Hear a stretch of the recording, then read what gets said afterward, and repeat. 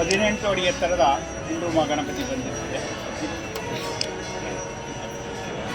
ಇದು 18 ವರ್ಷ ಮುಗಿದು ಈಗ 19 ವರ್ಷ ಹೋಗ್ತಾ ಇದ್ದೇವೆ.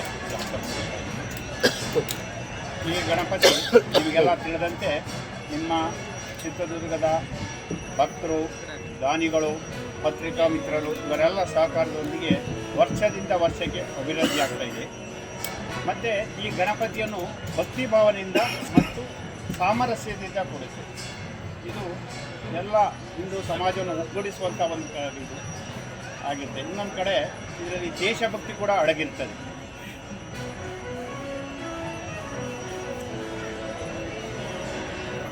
ಹೇಗೆ ಹಿಂದೆ ಸ್ವಾತಂತ್ರ್ಯ ಸಂಗ್ರಾಮದಲ್ಲಿ ಬಾಲ ಗಂಗಾಧರ ತಿಲಕ್ ಅವರು ಎಲ್ಲರನ್ನೂ ಒಗ್ಗೂಡಿಸಿ ಯಾಕೆ ಮಾಡಿದರೋ ಅದೇ ಒಂದು ಮಾದರಿಯಲ್ಲಿ ಚಿತ್ರದುರ್ಗದ ಹಿಂದೂ ಗಣಪತಿ ಎಲ್ಲರನ್ನು ಐಕ್ಯತೆಯಿಂದ, ಒಗ್ಗಟ್ಟಿನಿಂದ ಸೌಮ್ಯವಾಗಿ ಕಳೆದುಕೊಂಡು ಹೋಗುವಂಥ ಈ ಗಣಪತಿಯಾಗಿರ್ತದೆ.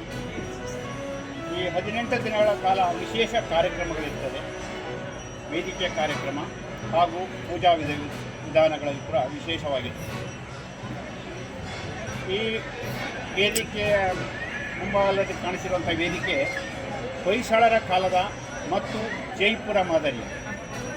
ಹೊರಭಾಗವನ್ನು ಜೈಪುರ ಮಾದರಿ ಅಂದರೆ ಒಳಭಾಗದಲ್ಲಿ ಹೊಯ್ಸಳರ ಕಾಲದಲ್ಲಿರುವಂಥ ಒಂದು ಆಧಾರದ ಮೇಲೆ ಈ ಮಂಟಪವನ್ನು ಮಾಡಿದೆ.